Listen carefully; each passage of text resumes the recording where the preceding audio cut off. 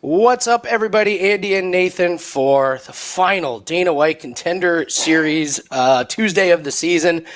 A lot of money to be made on this card. We've got some really interesting fights. We're going to get right into it. Nathan and I are on a really nice run, 16-5 in our last 21 UFC plays. We're coming off of 2 straight easy wins on Dana White Contender Series. We are guaranteed profit for this year. We're very happy about that. And we do have our best bet that is up for Tuesday. It's only $9. So if you want to join in on the Dana White Contender Series profits, please do that at WagerTalk.com. We're going to break down all the fights here. I do want to start with something that Nathan and I talked about earlier, which is I go around, and so does Nathan, and we watch a lot of film. We will never do a video without doing probably more film work than is needed. But that's part of our handicapping skills, just watching as much as we possibly can. And then I like to go around and see what everyone else in the industry is liking. And one thing that we've noticed is a lot of people, Nathan, are handicapping just looking at the results of these guys, and they're not watching much film. Yeah. And that is not our style. And this week in particular, I've been quite alarmed by some of the opinions I've seen. So I would just say be pretty careful about some of this, because Nathan, you can tell right off the bat who's watched film and who hasn't, right? Some of the breakdowns you can tell. So there's going to be one fight in particular that we'll talk about. So we'll get into that just a little bit later. But let's get into breaking down the fights. We'll start with the first one, Nathan. Ashiek, Ajim, and Mateus, Mendonça. What do you like about these two guys, and what can we expect on the opening fight on Contender Series this week? Let's see here. Ashiek Ajim's one loss is against Chris Monteano, who is in the UFC, who just lost most recently against Guido Canetti. The reason being is that he did gas himself out on the thick head of Montino, and so got KO'd in I think it was the second round in which that happened. Most of his fights, other than that, don't go the distance. They usually end in the first round. He does have very good fast low kicks, heavy hands, likes to throw his right to the body, does keep his hands a little low and likes to move forward. Let's see. Of the two fighters, Ajim has definitely been the more active one. His last 3 fights, or his last fight was just 3 months ago. On the other side, you got Mateus Mendonça, who is a southpaw, undefeated, but hasn't fought in over 2 years. Has gone to the decision twice, so he does have the cardio to go the extra rounds. He has an insane chin, has been cracked a few times, but is able to kind of recoup, rally, grab the leg, get up against the cage, clear the cobwebs and get back at it. Does have solid cage work, likes to work the underhooks. Does have a snapping leg kick and does like to throw like leaping rights and roundhouse kicks. Definitely has that kickboxing base and is pretty aggressive in the cage. Of the two fighters, I'm going to give this to Mateus. I know that he's been out for the 2 years, but I'm assuming that those 2 years have been taken to make the improvements. I think that he's able to get out of the first round against Ajim, who does have that power hand. I think that he's going to be able to weather the storm, break it down, and hopefully get the finish. So I'm looking for Mateus to take this one. Yeah, I would say there's 2 things that really alarm me about Ajim. And the first is just the level of competition. It's just not very good. And Montino cracked Ajim early in that fight, and Ajim was able to get up.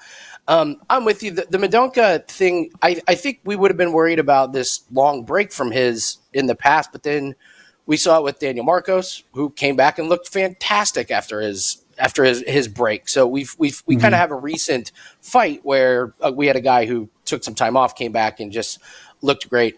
The low hands of Ajim also concern me, and I'm with you. Mendonça, if he does get cracked, he knows exactly what to do to push up against the fence, get the clinch, and I have really big questions on cardio and durability for Ajim. So lean Mendonça in this one. Next fight, this one's interesting. My guess is this is probably going to be the closest one. Rafael Ramos Estevam versus João Elias. I hope I'm pronouncing that. I believe it's João Elias. You have a pretty strong opinion on this one, and I love it. This is different from most in the industry. What do you like about this fight? Well, I mean, both fighters are, as you'll hear, they are very similar. Both are heavy grapplers. Most of the fights that haven't gone the distance. The only difference being is that you haven't really seen anything of recent for Rafael Ramos. You can get that one fight, I think, that's on LFA, but other than that, it's all the Shoot to Brazil fights. And you can't find one newer than 65, I guess, out there in UFC Fight Pass or on the internet. So there's not a lot of tape that I was able to find on the Rafael Ramos fight up until his most recent one, who was against a very wrestling heavy Brazilian who is able to out wrestle. He has good cardio. He's got good pressure. He likes to spam leg kicks to the midsection. Not too bad at the ground and pound. But other than that, I mean, he's pretty solid. I'd say grappler, striker, not too shabby. On the other hand, you got João Elias, who is the number one ranked Brazilian flyweight. They're currently, let's see, of the two, João is definitely going to be the more aggressive. He goes in there and he likes to bang. I mean, he has got some heavy left and right hooks that he utilizes to clip his opponents, get in close, take him down. His fight against Rafael Costa was a good example of, I guess, his ability to get out of tight situations against another, very good submission artist, in which he was able to kind of reverse the position, get back up to his feet, crack him with the left, get down, and then just deliver the heavy ground and pound. Of the two, I don't see where the odds are. I guess the Tapology and some of the other places have Rafael as a very heavy favorite. But for me, I'm going to be going with the dog on this one. I think that he's got the aggression. And also he's been a lot more active, I guess, in the fight scene versus Rafael Ramos of recent. So that's where I'm going with it. Elias is always looking for the submission. In his fight, you just see he's searching and he loves the arm bars. So anytime he's on the ground, he's not looking for ground and pound almost. It's like, give me the arm, give me the neck. And he could just pull him out of nowhere. Just he's wrestling. Oh, somehow he's got the arm and everything. So this would not be a surprise if Elias did just kind of, out of nowhere snap off a rear naked or, snap off an arm bar or something. And you're right. It's trying to base Ramos off of that one fight. I thought he looked good. He did show some pretty decent pressure. I think he worked pretty hard for his takedowns. At least he did in that fight. And he's going to be searching for ground and pound, I think. I think both of them have pretty good speed and footwork. I kind of give a little bit of an edge to Ramos on that one. But once it gets to the ground, you're right. The odds are so out of whack on this one. Because once it gets to the ground, it's like, okay, Ramos might be able to get the ground and pound, or Elias may, get a submission. There's no way Ramos should be this big of a favorite. Not saying, Elias is a lock, but the odds are just, they don't make any sense on this one. Yeah, it's dog or pass, really. The odds are so out of whack that you'd kind of want to take a stab at them. My favorite thing about this fight, Elias had a fight against Walter Neto Martins. It was ruled a no contest. The reason was the fighters attacked each other during a timeout. It's the greatest no contest rule of all reason of all time. You guys are fighting. Why would you fight? Why fighting during a timeout? They're going to start the fight again. Anyway, it's the next one. We mentioned about watching film. This is the fight I was referring to. Freddy Linares and Jack Jenkins. If you've done any film work, you kind of have to chuckle because talk about two complete polar opposite styles. Jack Jenkins has never fought anybody like Freddy Linares, and Freddy Linares has never fought anybody like Jack Jenkins. I'll start with Linares on this one. So he fights in the Budo Sento Championship, and I mean that league is like if that league was a movie, it's the Fast and the Furious. It's just throw a bunch of punches, no defense. It looks like bar fights sometimes. It's aggressive. It's very aggressive league. Yes. Yeah. So Linares, he's a wild striker. He's unorthodox. He'll eat 2 strikes to deliver 1. His hands are just always low. They're by his chest or his hips at all time. He has done some takedowns in this league, but Nathan, as you're going to touch on, he has no idea what to do when he gets on the ground. Even if he gets the takedown, he has no idea what he's doing. He's shown good takedown defense, but Jenkins, that's not totally his thing. I think his competition has been terrible. I think this is a massive step up. I think Jenkins is a bigger step up for Linares than Linares is for Jenkins, if that makes any sense. And so moving on to Jack Jenkins, the word I would use is methodical. He is one of these fighters that downloads information. He's low volume, which is going to be interesting because Linares is high volume. Jenkins is low volume, but when he strikes, they always have power behind it. They're always going to be accurate. And I think he may be delivering the most vicious leg kicks we've ever seen on Contender Series. If you look at some of his finishes, he does, like, there is one fight that says, KO by leg kick, and it was brutal. But he has other KOs on his record. Like, one of them says, like, knees and punches. Well, it was because the guy fell down from his leg kicks being so brutal and so vicious. But he doesn't throw a ton of them. He has great takedown defense. I don't think Linares has any chance of getting him to the ground. And even if he does, I think Jack gets up pretty good. I will say, I don't think that his competition has been great, and Linares will by far be the fastest fighter he's seen. So I haven't seen a lot of speed from anything that Jack Jenkins has seen. I think the leg kicks are going to be kind of the difference, but I don't think he throws very many of them. But when he do, they're nasty. So what do you think about Linares and Jenkins? I mean, we're just going to echo the same sentiments here. I mean, I think that Jenkins, current eternal MMA champion out of Australia, New Zealand, they're trying to really pump that area. I think next year they're probably going to have some sort of event there. So I think that UFC wants Jack Jenkins to win this fight. He's got the cardio to go 5 rounds. I can't agree with you more in regards to him being methodical in regards to his striking. He doesn't go out there and spam. He doesn't throw a lot. He picks his punches. He picks his kicks at the right moments. His body work is insane. If it wasn't for his leg kicks, I'd be in love with his body work. Like, it's great. Like, both things are pretty incredible. He's got wonderful balance when up against the takedown. I do think that Freddy Linares will be able to get it to the ground with his judo background. I think he will be able to get some sort of slam, some sort of body lock to a twist takeover. But as soon as it hits the ground, he just doesn't know what to do. And I think the experience of Jack, he's going to be able to work his way, grab the wrist, get to the cage, stand it back up. And then over time, he's just going to weather and break down Freddy. I do think Freddy's tough. So there's a part of me that says the fight, can go to a decision. But I think that Freddy's out of his depth in regards to the experience that Jack's going to bring to the table on this one. Yeah, Jenkins just seems more organized. In his last fight against Rod Costa, it went to a decision, but Jenkins just put it on Costa for nonstop. It was pretty brutal. So yeah, it was and then we have one of the strangest, this is the strangest fighter on the card, Vinicius Cenci. He's fighting Sam Patterson. I'll start with Vinicius Cenci. If you can find film on Vinicius Cenci, congratulations, because I looked and can't find anything. We're struggling to find out how tall he is. I believe somebody found a picture of him standing next to Marvin Vettori on Instagram. That's the best I can come up with. I heard, or I didn't hear of it. I read an article that said, like, they think he likes to grapple. But here's what you need to know about Cenci. So he hasn't fought since 2019, and here are his opponents. Andre Wolf, who lost in 2019 to Cenci, he never fought again. Bruno Cesar Silva, he lost 3 fights in a row in 2019, one of them to Cenci. He never fought again. Wanderson Nitzel lost to Cenci in 2018. He lost again in 2019. He never fought again. Brigel Souza lost to Cenci in 2017. He lost in 2019. Never fought again. Alan Cardoso lost to Cenci. He never fought again. Douglas Machado. There's a pattern here. He never fought again.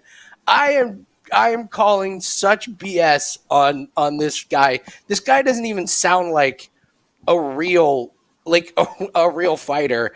And then we have this fight against Hugo Gonzalez in 2021, which was the last fight that Vinicius was in, and this guy's 0-0.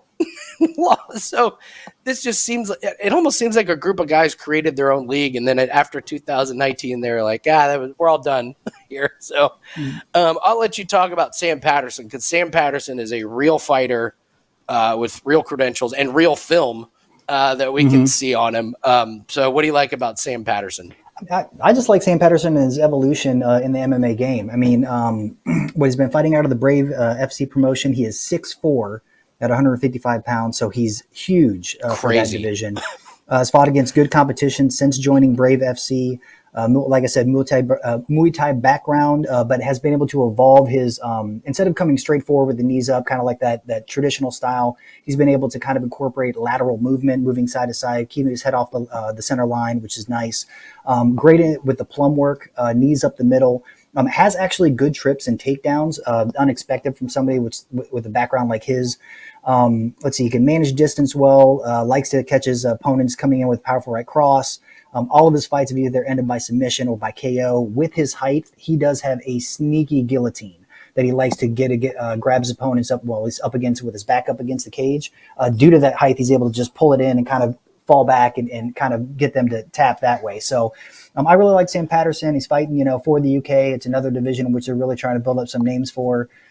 So I think that, unless this Vinicius guy is just some kind of crazy I don't even know, genetically modified guy since he's been gone.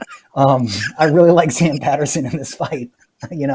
Love his stance, love his striking, love his takedowns. He could be a genetically modified guy. Who is this guy? No one knows. Where is he? No one knows. I can't believe he's in this league, but whatever. I know. Yeah, I like Sam Patterson too. I mean, 6'4", 155 pounds is kind of crazy, but his striking to me appears to be deceivingly powerful. It's it looks slow, but it gets there.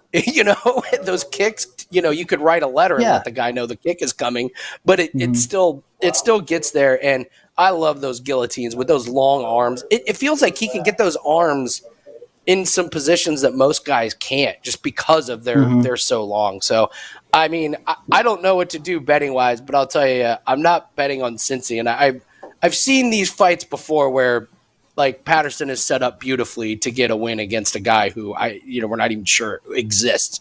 So coming mystery man, yeah. Yeah. All right, coming to the main event, Bo Nickal versus Donovan Beard. Remind you guys, we have our Dana White Contender Series best bet up at WagerTalk.com. It's only $9. We're 6-3 on the year, guaranteed profit for the season. So 16-5 in MMA run.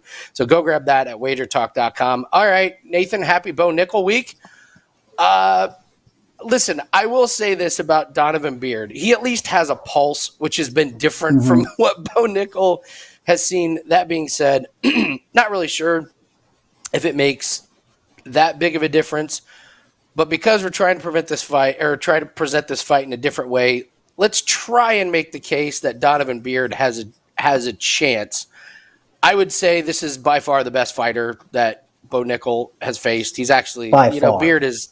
He's only had 3 fights. So it's not hard. Bo Nickal hasn't seen very far into a fight, and Donovan Beard might be able to at least slow down a takedown. And if he is able to at least weather the first storm off the bat, maybe Beard can offer some kind of resistance to Bo Nickal. So what do you know about Donovan Beard, and does he have a chance here? I mean, I think, again, it is the best by far competition that Bo Nickal is ever faced. He's got a lot of amateur experience, Donovan Beard, as well as some good pro experience. I think they're matching him up well just because Donovan Beard has fought. His most recent fight, I think, was against Miles Lees, who was a heavy wrestler.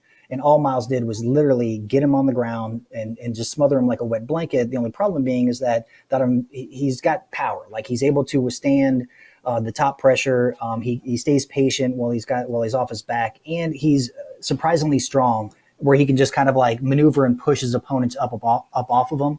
On the feet, he does have KO power. And he's just, again, this is a good matchup in the sense of testing Bo Nickal against somebody who has fought wrestlers in the past, does have good cardio to go the distance, can defend against some submissions, and does have some KO power at his hands. I do feel like, however, Bo's striking of what we've seen so far, his aggression in the wrestling and his cardio, he's not one of these wrestlers that just lays in praise, right? He's not going to wet blanket you. He's been taking part in a lot of grappling competitions as well. So you can guarantee that if he does go to the ground, he's going to be searching for not only the ground and pound, but also, locking up a submission or a triangle or an armbar of that nature. So still have Bo Nickal. Hate the price tag on him. But should be at least, hopefully it lasts longer than his first one.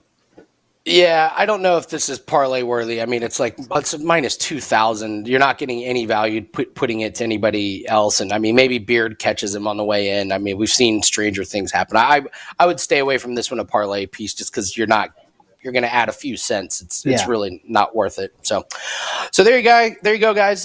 Final week of Dana White Contender Series. Nathan and I will definitely be doing more videos. We'll probably break down a couple UFC fights here or there every week. But go grab the $9 play. It's up on WagerTalk.com. Let's finish strong on Dana White Contender Series, and we'll see you guys next week. Thanks. Yes.